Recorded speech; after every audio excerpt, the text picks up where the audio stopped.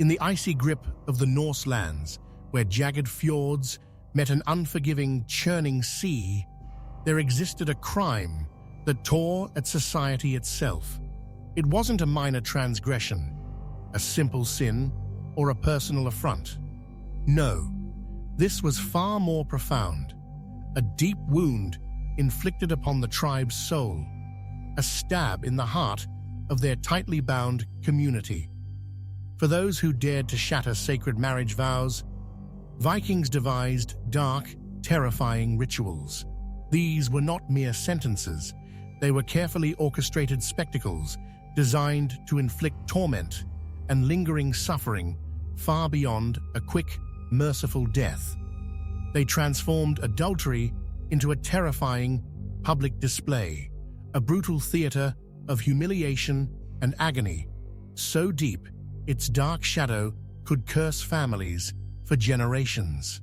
Imagine standing exposed before your community, stripped of dignity and respect, your life irrevocably marked by an unforgivable betrayal.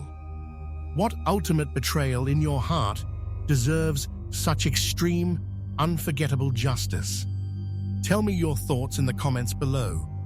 And if you are brave enough to explore history's darkest, most unsettling corners, hit subscribe and like this video to join our relentless journey into the past.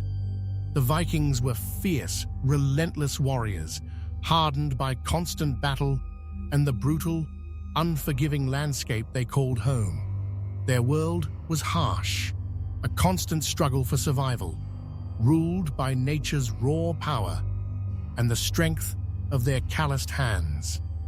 In this precarious existence, survival depended on unshakable trust, unwavering loyalty, and a strict code of honor. This code was not simply rules, it was the air they breathed, a fundamental essence guiding every action and shaping destiny. It dictated how they fought enemies, traded, and lived within their tight-knit communities. To lose honor was to lose everything: identity, reputation, the very right to exist. It meant becoming an outcast, an untouchable, in a world where community strength meant the difference between life and a lonely, agonizing death. Within this rigid society, marriage was far more than a simple joining of two people in love. It was a profoundly sacred contract, a powerful bond creating essential alliances between influential families, strengthening the entire tribe. A wife's unwavering loyalty, a husband's steadfast faithfulness. These were not private matters. They were public declarations, solemn pledges that ensured the stability, prosperity, and future of everyone involved, from humblest farmer to most powerful chieftain. Cheating in marriage was therefore perceived as the worst betrayal. It shattered the deepest trust, broke vital alliances forged over generations, and indelibly stained the honor of individuals and their entire lineage. This crime truly threatened the foundations of their social order, risking chaos and collapse. Such a profound violation demanded more than quick, bloody revenge. It required a response, sending a clear, unmistakable message, carving itself deeply into community memory. This crime demanded a public shame so deep, agonizing, and lasting that it would echo through generations, forever marking and cursing the guilty and their descendants. The aim was not just to punish, but to utterly obliterate, to make an example that would deter others. A man's standing, worth, and reputation in Viking society were deeply tied to his wife's loyalty and virtue. If she was unfaithful, it was not solely her shame. It was a dark blight upon his own honor, a visible mark of his failure to maintain order and moral uprightness within his household. Such a devastating act brought profound, lasting dishonor to his entire family name, affecting their social standing and future. Adultery was seen as a potent poison, tainting a family's hard-won reputation irrevocably. It was a stain not easily washed away, a deep scar capable of destroying a family's good name for centuries. The crushing shame clung relentlessly to children and grandchildren, making it difficult for them to find good marriages, forge respectable alliances, or hold respected positions. Their lives were forever overshadowed by an ancestor's betrayal. This pervasive fear of dishonor and social ruin meant tales of adultery were whispered with grave seriousness and dread. Old Norse sagas are full of dark, dramatic accounts where infidelity played a central, destructive role. They vividly illustrate how a single moment of human weakness or a forbidden encounter could unravel an entire family's legacy. These sagas served as chilling warnings, powerful reminders of the catastrophic consequences of breaking sacred vows. They tell harrowing tales of families torn apart by strife, of endless, bloody feuds that consume generations, and of curses following families like a dark shadow. The weight of a cheating act could crush a family's future hope, proving honor was everything in their brutal, unforgiving world, more valuable than gold or land. These powerful sagas clearly depict the raw, burning anger and intense emotional devastation adultery ignited. This searing fury often led to long, bloody family feuds, one violent act leading to another, sometimes lasting decades, consuming entire bloodlines. Murders, retaliatory raids, and a constant cycle of revenge marked lives caught in such bitter disputes. The very fabric of society could be torn apart by a single act of infidelity.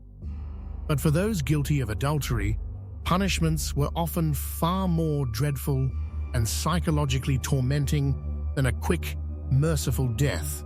A swift end might have been seen as an unwelcome escape, letting them off too easily.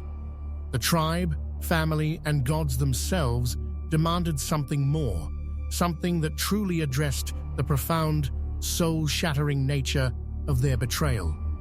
The ultimate goal was not just to end a life, but to crush the spirit, obliterate identity, and erase the offender's dignity. It was about making an indelible example, ensuring no one else would dare commit such a shameful, destabilizing act. The methods were designed to be both physically agonizing and psychologically torturous, leaving an unforgettable, haunting mark on the victim and collective memory. What they did to women was often a public display of utter shame and degradation, stripping them of every shred of respect. But what they did to men, in some gruesome cases, was even darker and more profound, brutally attacking their standing as honorable warriors and their sacred hope for Valhalla. Punishments were meticulously crafted to reflect different roles, expectations, and vulnerabilities within Viking society, ensuring maximum impact. Women caught cheating faced the most public, brutal forms of shaming imaginable. Their punishment was a spectacle, a clear, terrifying warning, etching itself into minds forever. They were stripped naked, exposed to harsh elements and the colder stares of disgusted neighbors. Their long, flowing hair, a powerful symbol of beauty, status, and femininity, was cut off completely, close to the scalp. This act was deeply humiliating, stripping them of their essence, womanhood, and place in the world. Once shorn and naked, they were led through the village on a rope like captured animals. Their heads might be smeared with dirt or animal waste, making their public humiliation utterly repulsive. They were no longer seen as honorable wives or respected mothers, but as objects of scorn and mockery, paraded for the cruel amusement of those they had wronged. In some grim accounts, these shamed women were forced to stand naked in freezing rivers or icy lakes for hours. There, they were subjected to endless taunts, jeers, and hateful insults from villagers who threw stones, rotten food, or refuse. The biting cold, combined with relentless psychological torment, often led to their slow, agonizing death. The icy water slowly drained their body heat, bringing hypothermia. Crushing shame, relentless physical pain, and overwhelming emotional burden merged into an unbearable ordeal, often culminating in a slow, agonizing demise. This public death cleansed the community of impurity and sent a terrifying, unforgettable message. But for men, shame often cut deeper than any sword, designed to ruin their legacy and spiritual future beyond the mortal coil. Could you imagine enduring such public shame, stripped of dignity, and paraded before your community, every eye burning with judgment? Tell us in the comments if you think any crime, no matter how severe, deserves this kind of public, humiliating punishment. It forces one to consider justice's limits. Men caught having an affair with another man's wife faced a terrible reckoning with the injured husband or his family. Norse law gave the wronged party immense power and latitude in choosing punishment. Often, it was not a quick, clean death, which might have been a relief for the condemned. Instead, it was something far worse, striking at the very heart of a Viking's identity and hopes for eternity. Often, the chosen punishment was a devastating symbolic act called a nidstang, or shame pole. This powerful, deeply resonant act involved a long, sturdy wooden pole upon which crude, often sexually explicit carvings or vicious insults towards the guilty man were etched. Sometimes, an animal head, like a horse or goat, would be placed on top of the pole, its lifeless eyes staring towards the man's home, a silent, horrifying accusation. The shame pole was then planted prominently near the adulterer's home or in a highly visible public space, always facing his property. It served as a constant curse and mockery, not just for the man, but for his entire family and household. It branded him as nithling or nidinga, completely devoid of honor, worthless and unworthy of respect or place in society. The very sight of it was a constant, gnawing torment. This public display of the nidstang meant the man was dishonored not only by his community and peers, but also by his powerful gods and revered ancestors. More terrifyingly for a Viking who lived for battle and glory, it meant he might be considered unworthy of entering Valhalla, Odin's glorious hall where valiant warriors went after death. This spiritual curse reached beyond the grave, damning his immortal spirit to a lesser, forgotten existence. The shame pole was a constant, inescapable reminder of his betrayal, a deep, festering stain that could never be wiped away. It profoundly affected his ability to participate in community life, to trade, or to find a future spouse for his children. It was a social death, a living torment, often considered far worse than any physical end, annihilating his legacy. Yet some male punishments went far beyond public shame, venturing into truly brutal, prolonged physical torment. One particularly cruel act was known as crossing the ice. This punishment was generally reserved for severe infidelity or when the injured family demanded extreme, bloodthirsty vengeance. A man found guilty of adultery would be stripped naked, exposed to the elements, leaving him vulnerable and shivering. He would then be forced to crawl, often on his hands and knees, across vast stretches of frozen ground, or worse, over the thin, treacherous ice of a frozen lake, its surface often jagged. As he crawled, Soldiers or members of the wronged family would whip him mercilessly, driving him forward with each stinging blow. The icy ground tore at his exposed skin, leaving deep, bleeding wounds. The freezing cold numbed his body, offering fleeting relief, but the searing pain of whips and jagged ice was relentless.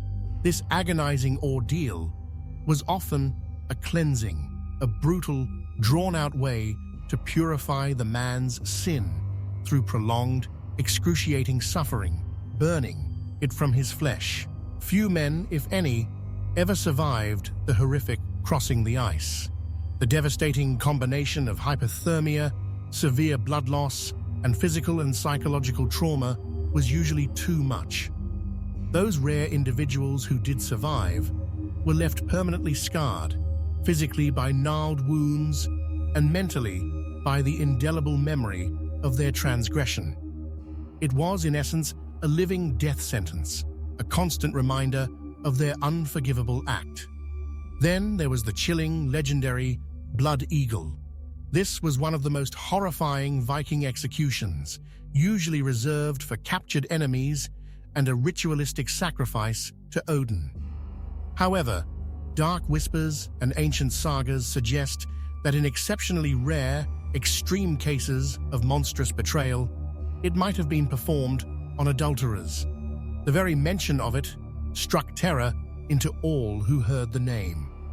The Blood Eagle involved a painstakingly slow, agonizing process, cutting the victim's ribs from his spine, one by one, with a wickedly sharp blade, each cut a new wave of unimaginable pain. Then the ribs were meticulously pulled outwards, forced to bend and break, forming gruesome, bird-like wings protruding from the victim's back. Finally, and most horrifically, the victim's lungs were pulled out through the opened back, laid across the newly formed wings, while the person was, incredibly, still alive, sometimes breathing shallowly, their gasps a macabre symphony of suffering.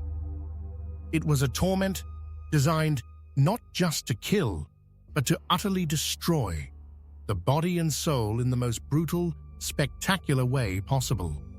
This agonizing ritual took away not only the condemned's life, but also any hope of an honorable afterlife, of ever entering Valhalla. It was widely believed to strip the soul of its dignity, ensuring the deceased could never enter Odin's glorious hall, condemned instead to a bleak, forgotten existence in hell. For a Viking who lived and died by honor, this was the ultimate punishment, a total annihilation of their being, legacy, and spiritual existence. These extreme acts were not mere random cruelty. They were meant to send a powerful, unforgettable message, etched in blood and bone, resonating through generations. Would you truly survive in such a harsh world, where justice was brutally absolute and terrifyingly swift? Yes or no? Tell me in the comments below, and consider the weight of your answer. It speaks to the core of human endurance. If a woman conceived a child with another man while married, it was considered an insult of the deepest unforgivable kind to her husband's sacred bloodline. This act didn't just break trust, it muddied the family's lineage, threatening the inheritance, ancestral lands, and identity of legitimate children. Such a bastard child, a product of illicit passion, was seen as an abomination, a direct threat to the family's honor and future. To correct this profound offense, some women face truly barbaric, chilling fates. Ancient accounts tell of women drowned in heavy wooden barrels. They were sealed inside these unforgiving containers, then thrown into turbulent rivers or deep, dark lakes. The grim intention was to literally wash away the impurity of their betrayal, cleansing the family's name through a watery, anonymous grave, as if the shame had never existed. This method was particularly cruel, as it left no body to be found or buried, denying the woman dignified closure or final rites. Her memory was erased from the land, her existence swept away by the merciless current, a silent, chilling testament to her unforgivable sin. It was a brutal way to make her disappear, as if she had never existed, her very being obliterated from history and memory. Even more horrifying were whispered, rumored acts of grotesque mutilation. Some women, in extreme instances, had their lips sewn shut, or even their genitals, before being cast into the cold, unforgiving sea. This was done to silence their betrayal forever, to physically prevent them from speaking their shame again, or to ensure they could never commit infidelity in the future. It was a final, brutal, horrifying silencing, a complete removal of their agency. These acts, though monstrous and unimaginable to us today, were seen by Vikings as not only necessary, but just. They were not merely punishments driven by simple rage, but profound acts of purification, a form of divine justice meant to restore balance. Such extreme measures were fully justified to restore balance, honor, and social order to a world constantly threatened by chaos and dishonor. The stability of their society depended on such iron-fisted control. Sometimes revenge for adultery was not just physically brutal, but cunning, deeply psychological, and cruel. It went far beyond simple torture, aiming to inflict emotional and spiritual wounds more profound and long-lasting than physical injury. These acts were carefully planned and executed to maximize the suffering and public shaming of the guilty parties, turning their lives into a living hell. Consider the grim, unsettling tale of Gunnar, a powerful chieftain whose wife Helga betrayed him with a rival. Instead of killing the lover in a fit of passionate rage, Gunnar waited, his fury simmering beneath a calm exterior, meticulously plotting vengeance. He then invited his wife's unsuspecting lover, Kjartan, to a grand feast, a place of supposed hospitality and camaraderie, where Kjartan believed he was safe. During the feast, at the height of celebrations, Gunnar revealed his terrible purpose with terrifying calm. He brutally killed the lover, Kjartan, right there amidst the festivities, turning a joyous occasion into unspeakable horror and bloodshed. But his revenge did not end there. That was only the beginning. His final chilling act was perhaps the most profoundly disturbing and psychologically tormenting. Gunnar then, with a terrifying resolve, forced his wife, Helga, to drink from her lover's skull, gruesomely transformed into a makeshift cup. This act was designed to utterly break her spirit, to make her consume the very essence of her betrayal and her lover. It was a psychological torment that would haunt her every waking moment, every nightmare, for the rest of her days, a constant reminder of her sin and its terrible price. Another chilling saga tells of a wife who discovered her warrior husband was secretly cheating with a woman from a rival clan. Her rage was cold, calculated, and terrifying in its precision. Instead of confronting him directly, risking a lesser punishment, she waited for the opportune moment, allowing her anger to fester and grow. When her husband and his lover were asleep in their bed, lost in their forbidden embrace, she silently set the entire house ablaze. She burned them both alive, trapping them in the consuming flames of their illicit passion, their screams unheard in the roaring inferno. This act was not merely about killing them, it was about destroying their forbidden union in the most fiery, public, and symbolic way possible. The inferno sent a stark, terrifying message about betrayal's dangers to the entire community, a warning etched in smoke and ash. These were not just blind justice or simple, impulsive revenge. They were a fierce, brutal, meticulously planned attempt to re-establish a shattered balance, to restore a broken honor paramount to their existence. They were meant to cleanse the community of betrayal's taint and serve as an eternal, horrifying warning to anyone who considered breaking such sacred vows. The Vikings held an unshakable belief that their powerful gods actively despised adultery. They believed such a profound and egregious sin brought terrible bad luck and unleashed divine anger, a righteous wrath upon an entire family, not just the guilty. This pervasive fear of godly wrath was a powerful, constant deterrent against infidelity, influencing every decision. A home tainted by a cheating spouse might suffer a litany of cursed fates. They could experience devastatingly bad harvests, leading to widespread starvation. Valuable animals might fall mysteriously sick and die, causing economic ruin. Even innocent children might be born with deformities, afflicted by strange illnesses, all seen as a direct, inescapable result of the parents' unforgivable sin. This deep-seated belief in divine retribution made punishing adulterers an urgent spiritual necessity for the entire community. It was not just about human laws, but about appeasing angry gods and maintaining the delicate cosmic order they believed in. The community felt a collective responsibility to root out and violently punish such transgressions, lest they all suffer the gods' fury.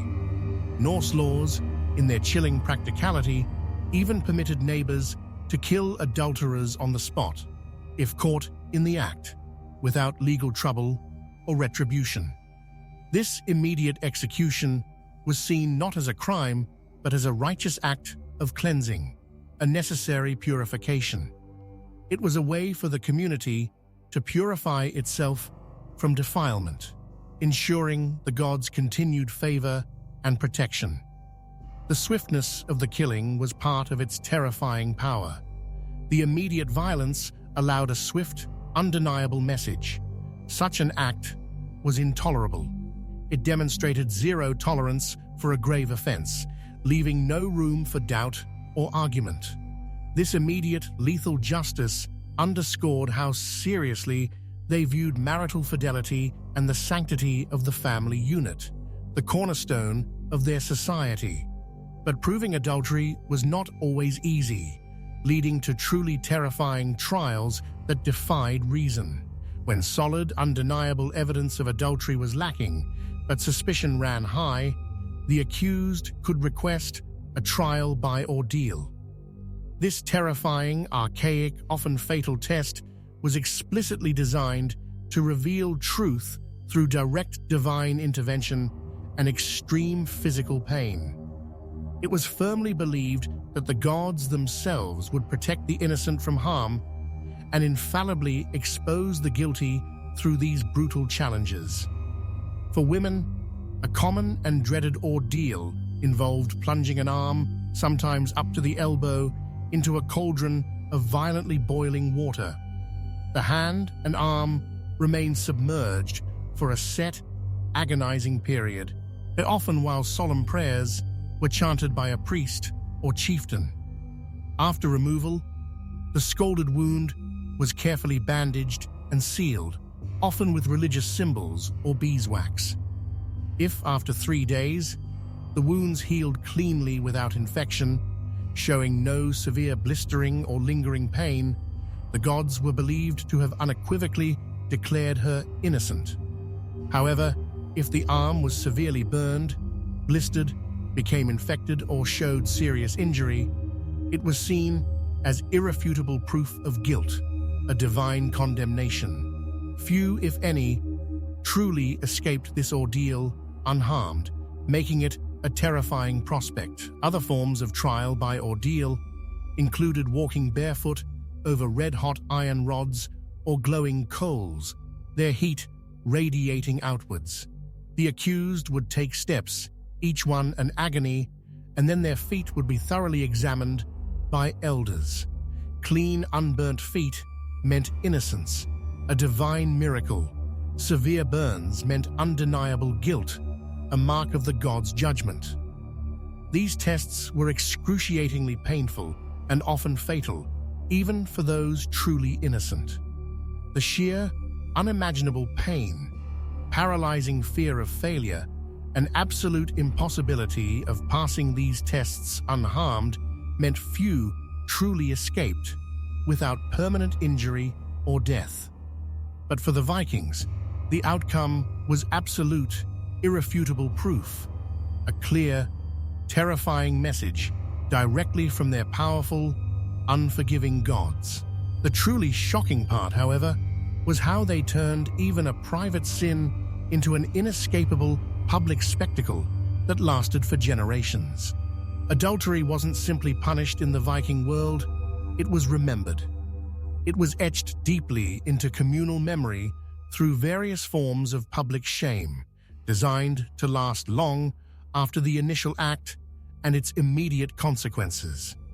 Mocking songs, known as nidstang or nidvisur, were often composed and sung about the guilty parties, their names forever associated with dishonor, ridicule, and scorn. These songs were often crude, sexually explicit, and deeply humiliating, detailing the acts of betrayal for everyone to hear and judge.